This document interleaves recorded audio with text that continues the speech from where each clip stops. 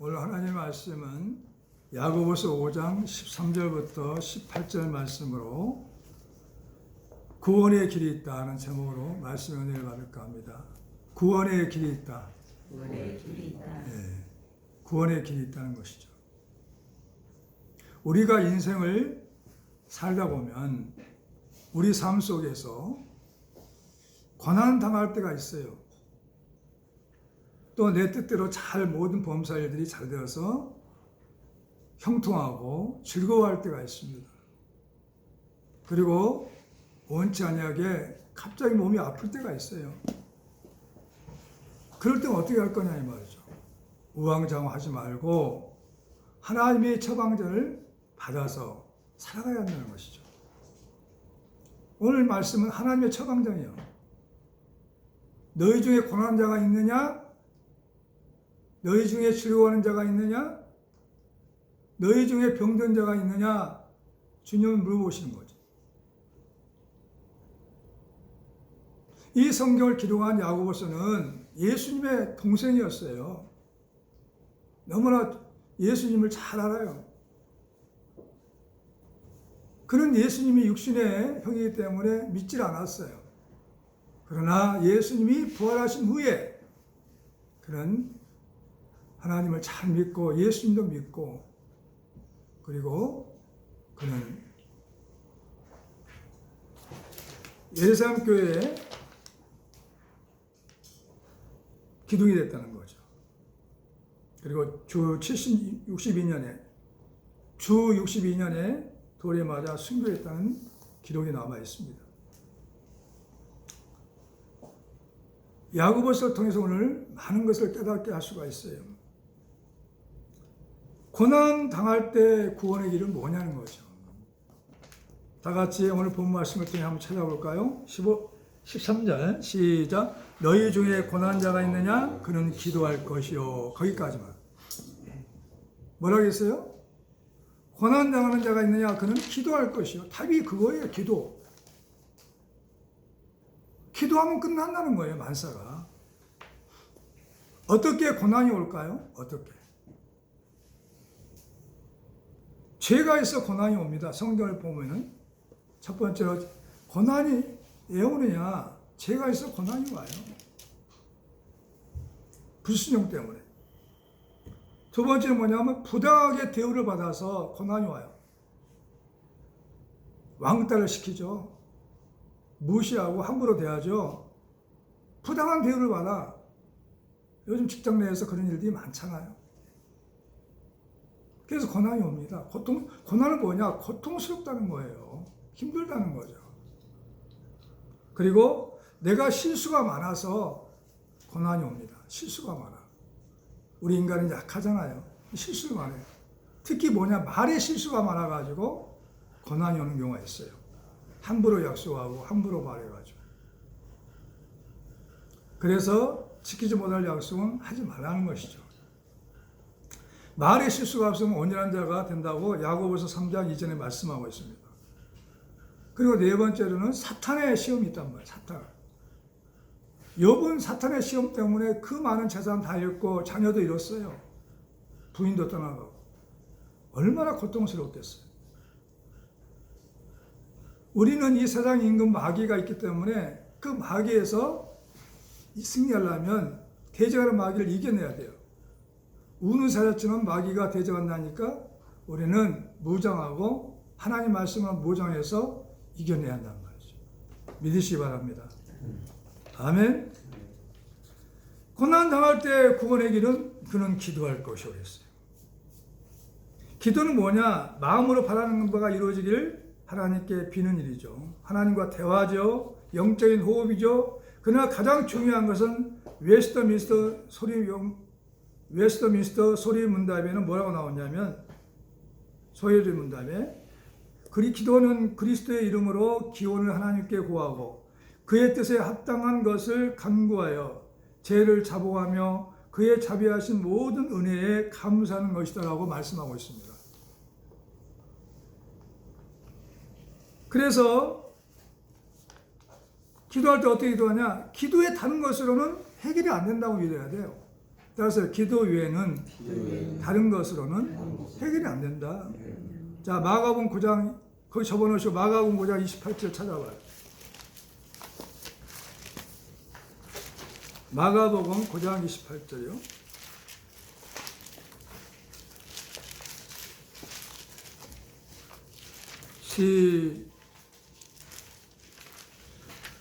시작.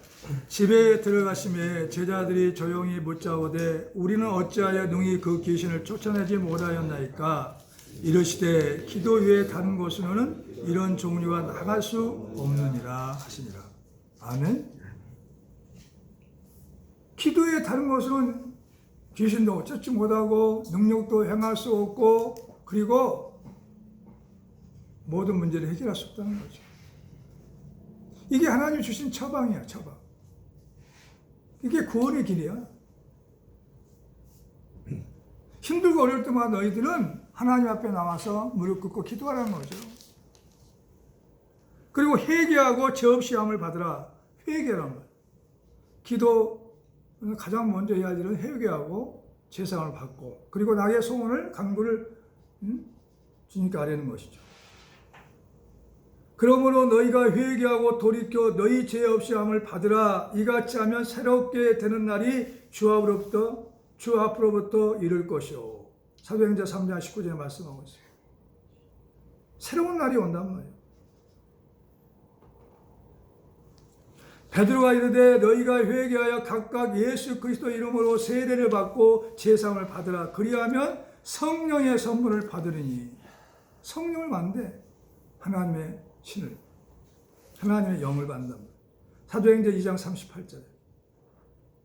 왜 우리가 회개하지 않냐? 다만 내 고집과 회개하지 아니한 마음을 따라 진노의 날 곧 하나님의 의로우신 심판이 나타나는 그날에 이 말 진노를 내게 쌓는도다. 고집 때문에 회개를 안 한다는 것이죠. 로마서 2장 5절에. 그리고 두 번째 구원의 길은 뭐냐면은 즐거울 때 구원의 길이 뭐냐는 거예요. 즐거울 때. 오늘 본 말씀에 13절 다시 한번 읽어봐요. 시작. 너희 중에 고난한 자가 있느냐 그는 기도할 것이요 즐거워하는 자가 있느냐 그는 찬송할지니라. 찬송하라는 거죠. 세상의 유혹과 노래를 많이 부르는데 하나님의 찬양을 부르지 않는다. 하나님께 찬양을 부르지 않아요. 즐거워하는 자가 있느냐 그는 찬송할지니라. 이 백성은 내가 나를 위하여 지었나니 나를 찬송하게 하려 함이니라. 이사야 43장 21절에 말씀하고 있어요. 왜 우리를 만들었냐? 찬송을 부르게 하기 위해서 만들었다는 거죠. 시편 기자는 이렇게 고백해요. 나의 생전에 여호와를 찬양하며 나의 평생에 내 하나님을 찬송하려다. 시편 146편 2절에. 그러니까 하나님의 사랑을 듬뿍 받았죠.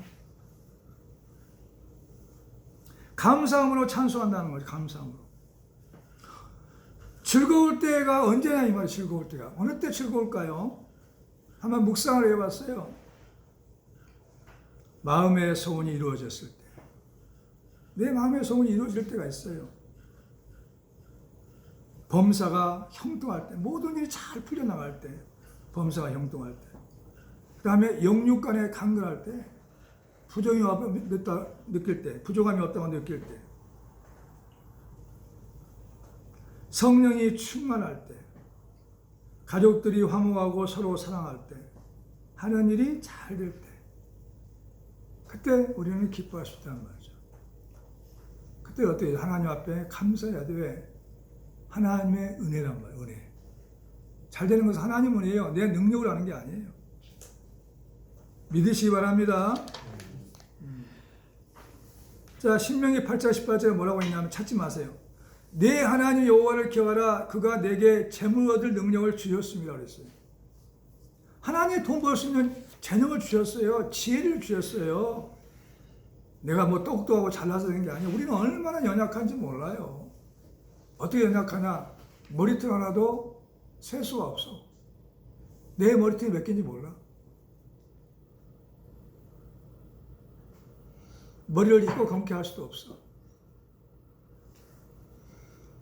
연약하단 말이죠. 성경 뭐라고 하냐? 배틀의 불과 같다는 거죠. 티끌에 불과하다. 그렇게 연약한 인생이에요, 우리가. 우리는 하나님 때문에 우리가 즐거워할 수가 있었고 범사가 형통할 수 있고 영육간에 강건할 수 있었음을 고백하고 찬송을 해야 할 줄 믿습니다. 아멘. 그러니까 하나님이 이렇게 말씀하셔요. 감사함으로 그의 문에 들어가며 찬송함으로 그의 궁전에 들어가서 그에게 감사하며 그의 이름을 송축할지어다. 시편 100편 4절. 그래서 다윗은 훌륭한 왕이 됐던 것이죠. 아무것도 염려하지 말고 다만 모든 일에 기도와 간구로 너희 구할 것을 감사함으로 하나님께 아뢰라. 빌립보서 4장 6절에 이렇게 말씀하셨는데 우리는 하나님의 말씀을 믿지 못한 거죠. 변화가 하나님을 믿지 못한 거예요. 꼭 그 길밖에 없습니까? 그 길밖에 없어요. 오직 한 길이에요. 고난 받을 때는 기도해야 돼요. 또 잘 될 때는 더 잘 될 수 있도록 하나님이 지켜주도록 범사가 형통할 수 있도록 더 좋은 일이 있도록 감사하며 날마다 찬송해야 돼요. 할렐루야. 그게 우리의 삶이란 말이죠. 이렇게 찬송할 때마다 마음이 즐거워져요. 마음이 즐거워져. 그럼 마음이 즐거우면 양약이다. 양약. 자, 잠언 17장 22절 찾아봐요.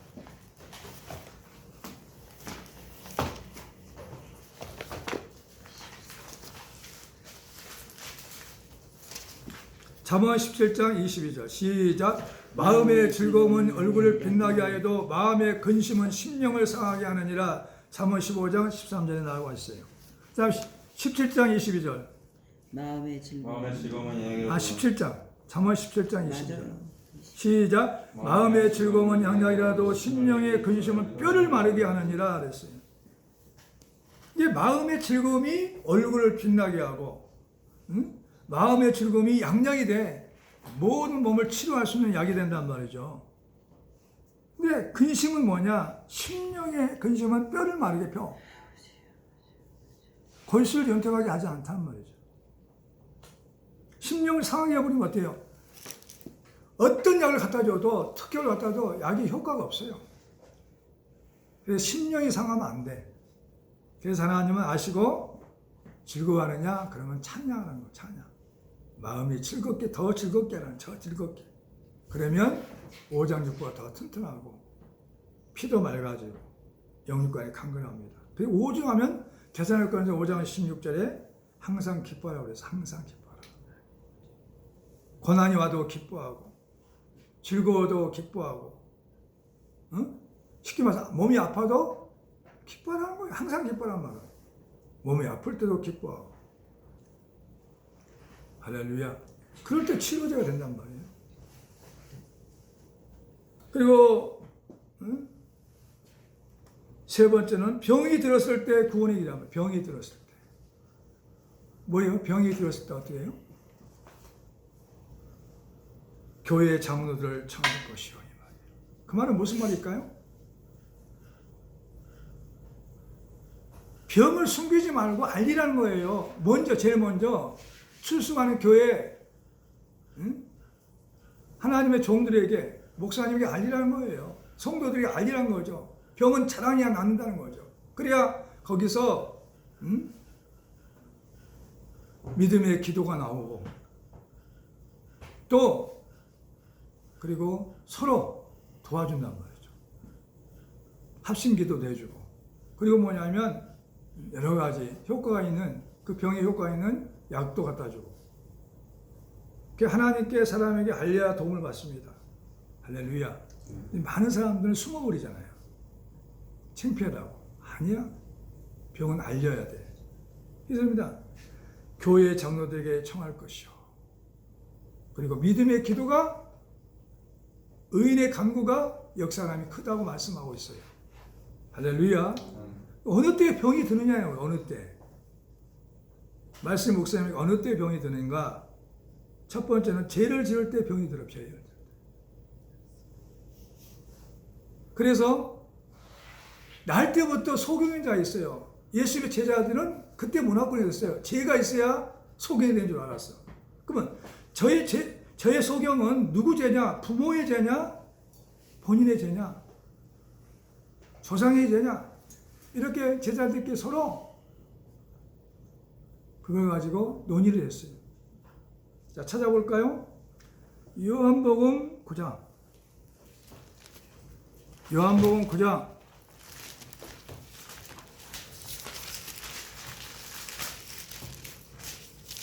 1절.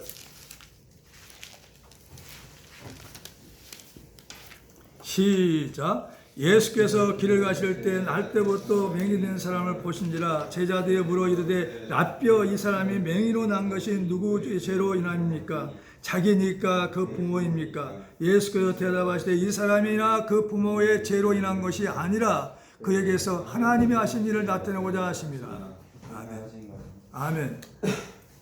그러니까 소경이 된 것은 누구 죄도 아니야. 본인 죄도 아니고 부모 죄도 아니고 조상 죄도 아니고 하나님이 하신 일은 뭘까요? 아니 소경이 있어야 눈을 뜨게 해버리죠. 소경이 없는데 눈을 뜨게 어떻게 할 수 있어?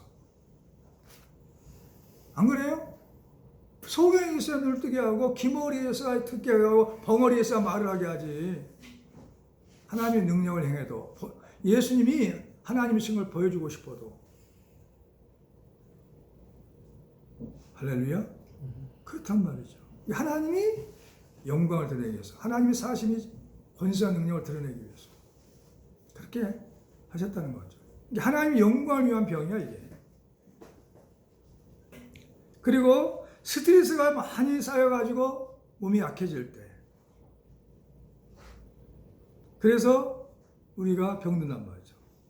죄로 인한 게 아니에요. 이것은 스트레스가 많이 쌓여가지고. 자, 잠언 15장 13절 찾아봐요. 아주 중요한 말이죠. 잠언 15장 13절.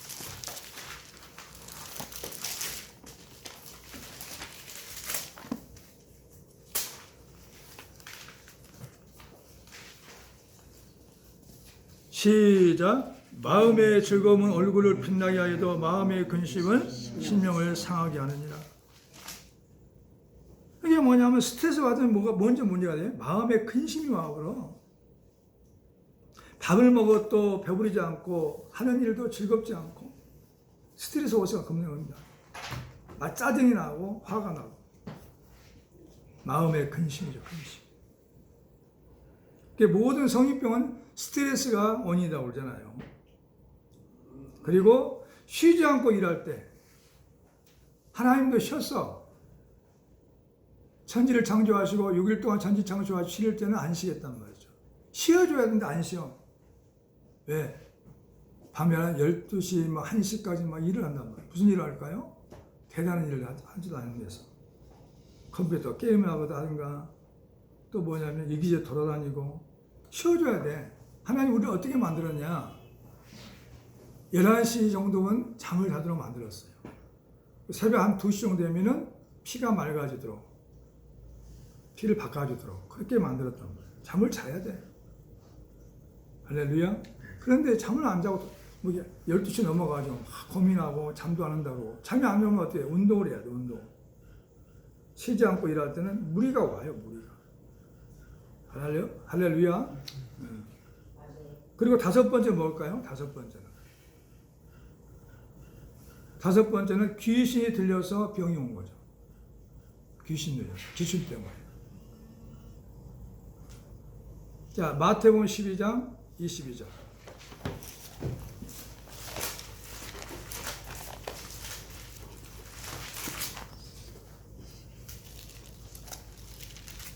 마태복음 12장 22절. 시작. 그때 귀신 들려 눈멀고 말 못하는 사람을 데리고 왔거늘 예수께서 고쳐주심에 그 말 못하는 사람이 말하여 보게 된지라. 아멘. 그러니까 귀신이 들으면 말을 못하게 돼요. 벙어리가 돼요. 소경이 돼요. 기머리가 돼요. 갑자기 몸이 아프고 사고도 나게 되고. 믿으시기 바랍니다. 사도행전 8장 7절부터 8절에 나와 있어요. 사도행전 8장. 사도행전 8장.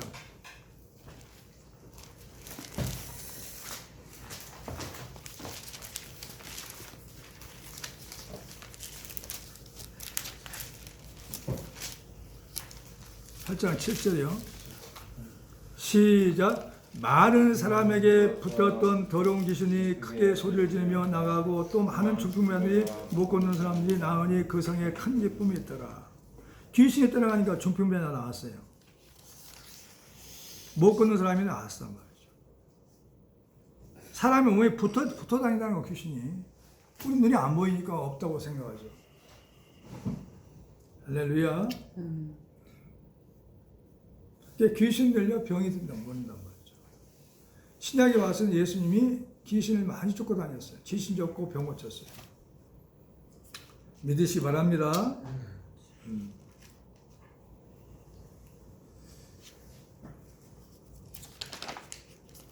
그리고 오늘 본 말씀으로 돌아가 봅니다.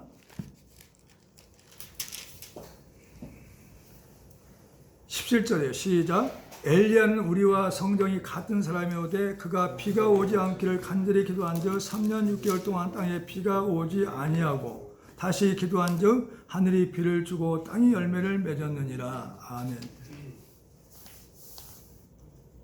엘리야가 기도하니까 어떻게 했어요? 하나님의 은혜가 임하고 능력이 나타나서 3년 6개월 동안 비가 안 와버렸어요. 또 다시 기도하니까 비가 와가지고 과일나무가 열매를 맺었단 말이죠. 이건 뭐냐면 너희도 엘리야하고 똑같이 하나님께서 만드신 성정이 같은 사람. 성정 뭐라요? 성질과 마음씨가 똑같은 사람. 그래서 엘리야는 우리하고 성질과 마음이 같다. 그거예요. 성정. 사람이 본래 가지고 있는 본성이죠. 본성. 하나님 말씀하신 거죠. 너희도 그렇게 할 수 있다. 엘리야는 기도했기 때문에 간절한 기도죠. 그냥 기도한 게 아니라 간절한 기도. 꼭 이거 이루어줘야 돼요. 주님 아니면 해결할 수 없어요. 라고 기도했더니 3년 6개월 동안 비가 안 왔단 말이에요. 또 닫혔던 문을 열었어. 기도했더니 열어가지고 그리고 비가 와서 땅에 비가 오자 열매를 맺었단 말이죠. 열매를 맺었어요.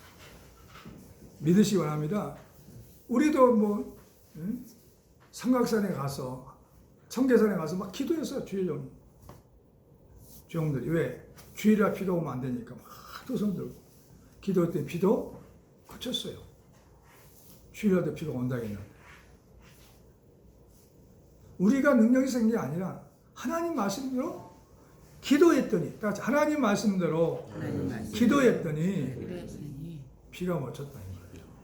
비가 왔단 말이죠. 우리가 경험해봤다니까 말씀대로. 자,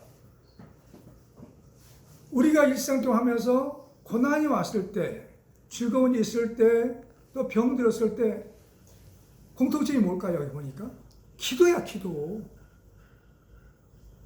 기도라니까요. 기도해야 하나님이 역사하신단 말이에요. 하나님 능력이 나타난 거죠. 고난 당했냐? 한 가지밖에 없어. 하나님 앞에 나와서 기도할 것이요. 또 즐거운 일 있냐? 하나님을 찬송도 기도야. 곡조 있는 기도. 그리고 또 세 번째는 뭐냐면 병든 자가 있냐? 믿음의 기도를 올려라.